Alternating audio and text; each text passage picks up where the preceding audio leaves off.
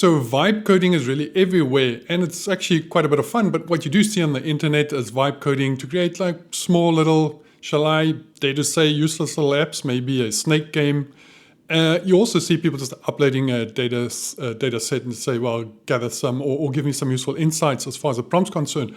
But that's not what we want in data science or statistics. We have a data set and we have very specific research questions and we want those answered. So can we create an agent? So we're going to use an agentic workflow to analyze our data for us. Now, I've done some videos where we just create a Jupyter notebook, and that whole notebook is populated with our, with analysis, getting those research questions that we have answered. But I wondered, they've always been Python, can we do the same in the R language? Now, in RStudio for a long, long time, I've been using Quarto documents. I think they are, as far as research, documents are concerned, they are much, much better than an R script or even R Markdown. They're very useful, and you can produce beautiful documents, and you can share that with everyone in the research team. So can we create a Quarto document, not in RStudio, of course, but in Visual Studio Code? Because yes, you can code in R in Visual Studio Code. So in this video, we're going to use a data set that I've used before. You'll see that in other videos. It's just a data set about some fake data, some metrics, so whether someone really has a disease or not, and then investigating a new test to look at the sensitivity, specificity, positive, negative predictive values. And we really want that Quarto document to be populated with a code, with analysis, but also interpretation of those results. So how does an agent fare in creating a Quarto document with questions about our data set and what can it produce? Now, just letting the cat out the bag, it actually does very, very well. So let me show you. So here I have Visual Studio Code opened right at the top left. I've clicked on the Explorer window so you can see I can open a new folder. What you can do to make life very easy for yourself is just to open your Finder or Explorer, depending on your operating system. Find that folder or directory that you want to work in and just drag it into this blank area there. And that's exactly what I'm going to do. And there we go. I'm just dragging it from my Explorer window, and I'm just going to drop it right there. And that opens that folder in the Explorer view. And you can see there's only a single file inside of my folder, and that's called metrics.csv. A simple CSV file contains 2 columns. First one just telling us whether the disease is present or not, and the second column whether the new test is positive or negative. Now, there's a couple of things that is installed on my system because, we want to use the R language and we want to create Quarto documents.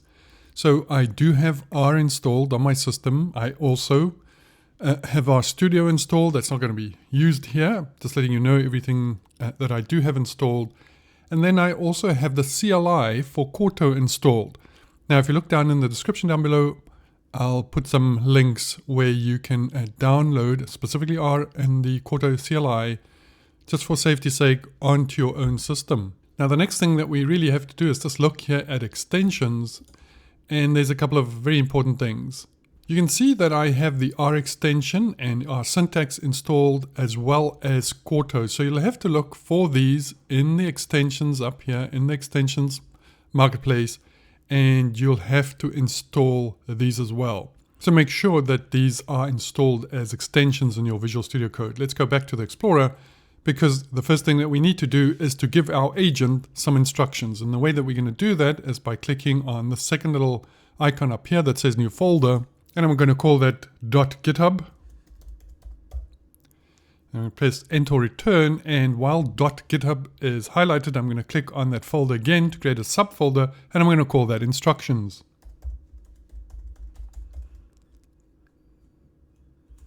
Now we can see instructions is now a subdirectory or subfolder of the .github folder or directory. And inside of those, so while they're highlighted, I'm going to click on new file because I want to create an instructions file. So I'm going to call mine Quarto.instructions.md.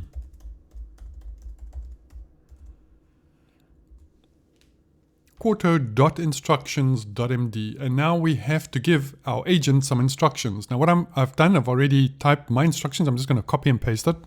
And there you go. I've pasted this in, and it'll be in the description down below, so you can copy and paste it for yourself. It is a markdown file, so we have a little preamble there. It's just a dash dash dash or minus minus minus symbol. I've got the apply to, and I'm going to apply this to Quarto documents, and then as a title to my document here, denoted by the fact that there's a single hashtag, there's my Quarto instructions, and there are my Quarto instructions. I'm going to say start the document with a YAML header, use title, author, and date in the YAML header, and this is what I want it to look like. So I've put the little tick marks, YAML, and close it with the little tick marks, and some other instructions. Use R language for code chunks, use Markdown for content, create sections with the 2 hashtags and 3 hashtags, that's for headings and subheadings. Use the little minus symbol for bullet points and 1 dot, etc. for numbered list. Use backticks for inline code and triple backticks for code blocks. Use alt text there for images in case there are any images. And the little greater than symbol for block quotes. And interpret the results of all analysis and provide insights. And use ggplot2 for data visualization. So those are my instructions. You can change these instructions to whatever might suit your needs. I'm going to hit Command and S or Control and S to save this file. And now in a blank section, so I'm just going to make sure that I'm clicking here on a blank section. I don't want my Quarto document to be in this folder, a GitHub folder or instruction subfolder. And so I'm just going to click on new file, and I'm going to call mine analysis.qmd. QMD for Quarto document. You can see the icon changes there to the Quarto icon because I do have Quarto installed as I showed you in extensions. And now what I'm going to do, I'm going to click on this button on the top right hand side that says toggle secondary sidebar, and now I can chat with my agent. So you see down below I've selected agent. I want an agent to do all of this, and I'm going to select Claude Sonnet 4. Now full disclosure, this is a paid version of GitHub Copilot. And because I am at a university, I get free access to GitHub Copilot through my institution just by logging in, creating an account with GitHub and logging in with my university details. Now, I'm sure you can find those instructions for yourself in case you are with an institution that does provide free access to GitHub Copilot. I would highly recommend that you investigate that. So the next thing that we're going to do, you can see the analysis.qmd file is open right here, and next to it it's add context. I want to add some context, and what I want to add is instructions. And you can see then the Quarto appears there as part of my quarto.instructions.md file. I'm going to click on that, and now you can see Quarto instructions is now also part of the context. The agent knows to follow those instructions. And now all I have to do is write a prompt for this data analysis. Now once again, my prompt will be in the description down below, so you can just copy and paste that. And it's quite extensive. I'm really giving it information about this data file. So I'm going to say it's 322 participants in this experiment. They were chosen very specifically such that 60 participants really have the disease and 262 do not, to reflect the prevalence of the disease in the community, which is about 18.6%.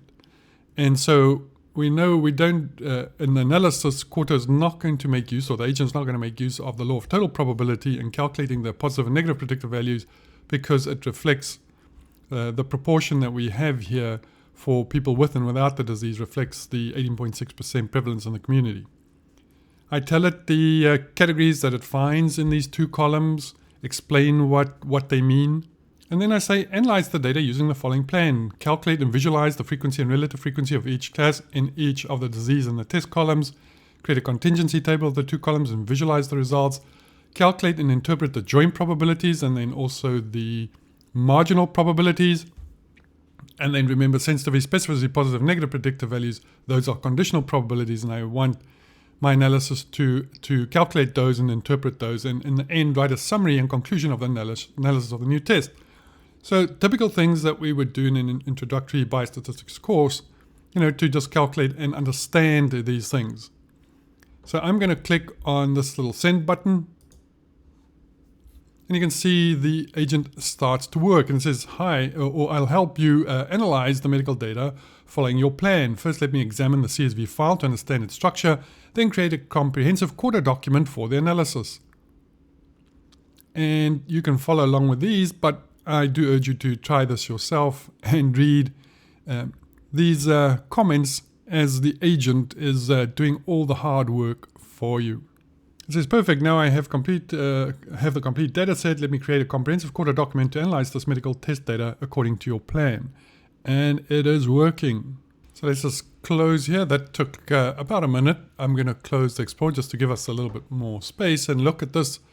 The whole document has been created. Now we need to run all this code and just make sure that things work. Let's have a look. Let's have a look.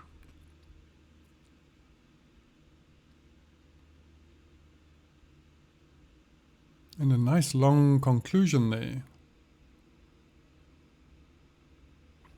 Now we've got to see if all of this works. I'm going to keep this. So one thing you just have to look out for is these libraries that are going to be used, and make sure that they are installed in your R on your system.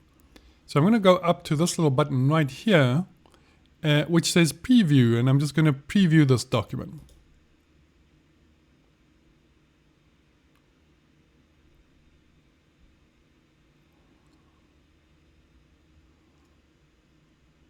And because in our YAML it says format HTML, it's going to generate an HTML version of this document, and we can see it pop up there. We can just click on this little expand button that'll open it in a browser. And so it's opened my default browser and we can have a look at it. So it's got a nice little title there, medical test performance analysis, sensitivity, specificity, and predictive values.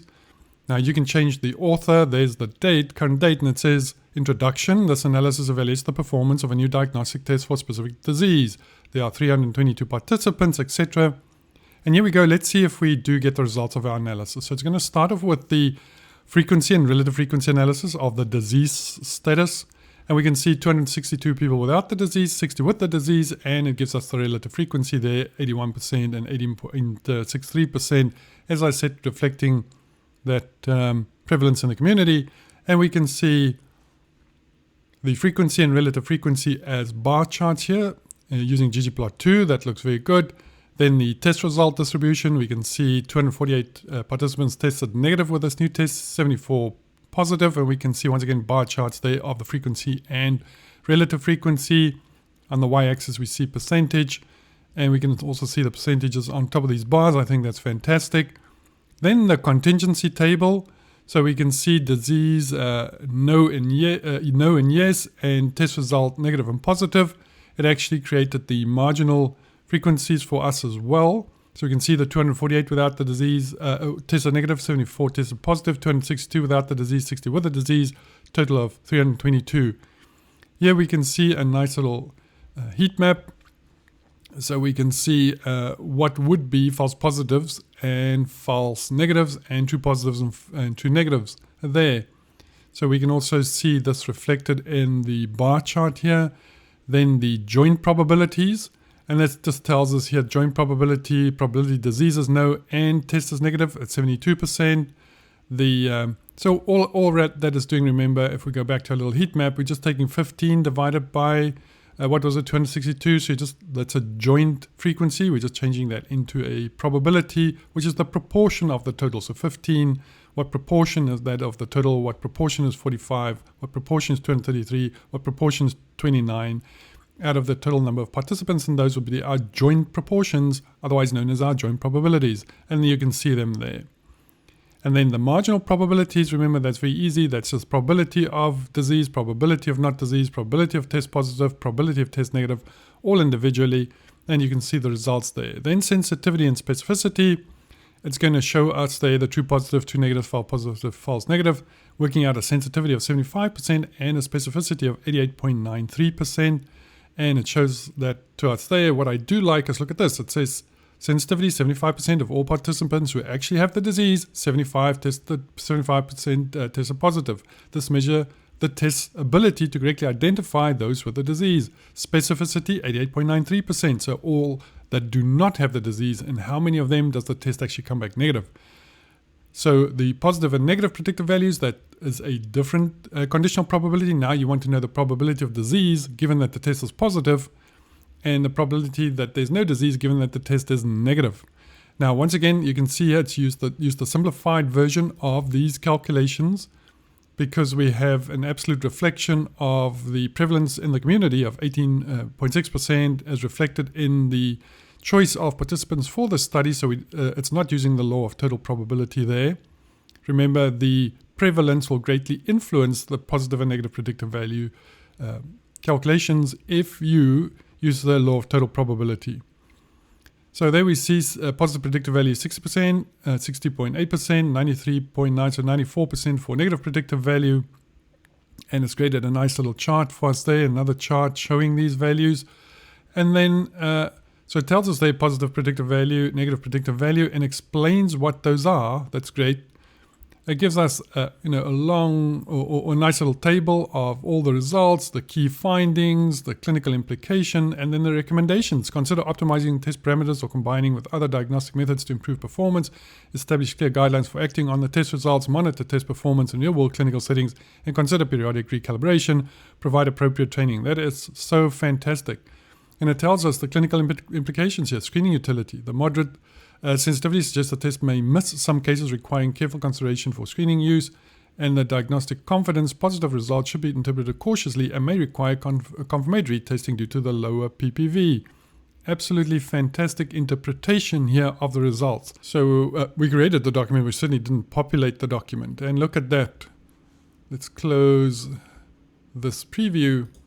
The agent completed all of that for us. You can also read those comments right here, the final comments. And I think this is absolutely fantastic. If you have a data set, if you need it interpreted, you can read through all of that. It's got to make sense. You have the knowledge about what these things mean to make sure that it makes sense that this analysis is indeed correct. You can look at the code again, just to make sure that all the analysis is correct. But this is just an exemplary, I think, research document, and we can share this document, research document, this Quarto document with others in our research group.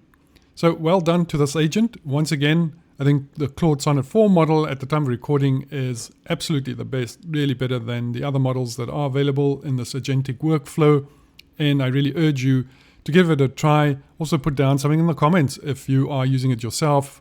Tell us about your experience and your use cases, or if you've never tried it before and just curious about knowing more.